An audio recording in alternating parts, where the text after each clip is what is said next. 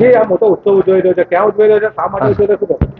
હા, નડિયાદમાં ચરોતરના અને સમગ્ર મધ્ય ગુજરાતના શ્રદ્ધાના શિખર સમા યોગીરાજ અવધૂત શ્રી સંતરામ મહારાજનો 194મું સવાધી મહોત્સવ નડિયાદ સંતરામ મંદિર ખાતે ઉજવાઈ રહ્યો છે.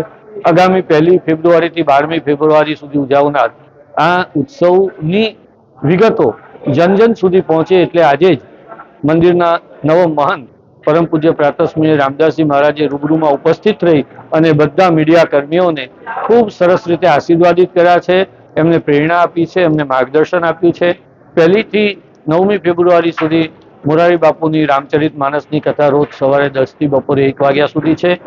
દરરોજ સાંજે 4:30 થી 6:30 5 દિવસ, વચલા 5 દિવસ 3 થી 7 તારીખ એ કથાકાર ત્રિવેણી છે, જેમાં ગુજરાતભરના કથાકારો આવી અને પોતાની કથાઓ વિશેની સુંદર વિગતો પ્રજાજનોને આપવાના છે.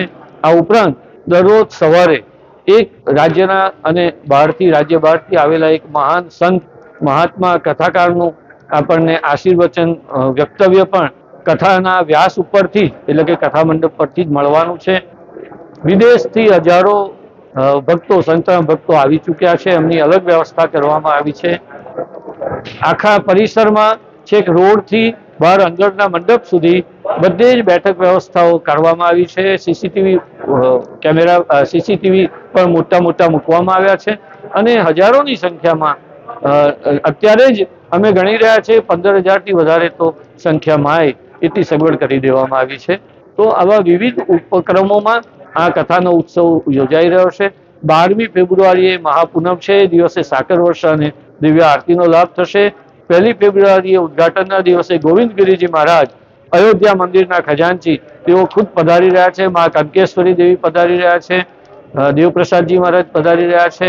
આ બધાની ઉપસ્થિતિમાં ઉદઘાટન થશે. યોગીરાજ માનસ સંતરામ મંદિરના જીવન કાર્ય દર્શન ઉપર પરમ પૂજ્ય રામદાસજી મહારાજે ચોપાઈ છંદમાં 1100 જેટલી ચોપાઈ છંદમાં લખેલું યોગીરાજ માનસ પુસ્તકનું લોકાર્પણ પણ એ દિવસે થવાનું છે. તો ચરોતરના સર્વ ભાવિક ભક્તો આ ઉત્સવમાં સંમિલિત થાય એવી હાર્દિક અપીલ અને પૂજ્ય મહારાજશ્રીની પ્રેરણા અને આશીર્વાદ આપણને સૌને મળ્યા છે એનો આનંદ છે.